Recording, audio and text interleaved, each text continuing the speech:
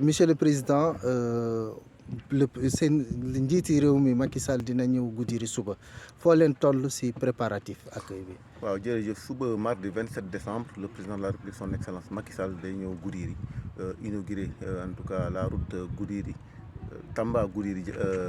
Kidira inauguré aussi un camp militaire lancé programme bu am solo mooy le programme spécial de désenclavement ci biir programme boobu pratiquement Goudiri na ci am 230 kilomètres de piste ci biir 230 kilomètres de piste yooyu nañ ci am 65 kilomètres yoo xam ne dañ koy bitumé c'est la première fois ñi am dans le département de Goudiri une route secondaire bitumée muy l'axe Goudiri ba Diankémaha donc loolu vraiment c'est une très bonne nouvelle pour les populations du département de Goudiri di ci sant di ci gërëm le président de la République. Inauguration camp bu bees bi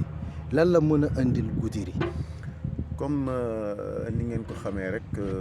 tey jii Goudiri à 65 kilomètres de la frontière malienne ñëpp xam nañ tey ci sous-région ouest africaine bi lu fi xew donc en termes de sécurité donc je pense que camp bi déjà c'est quelque chose de stratégique dans le cadre de la sécurité nationale.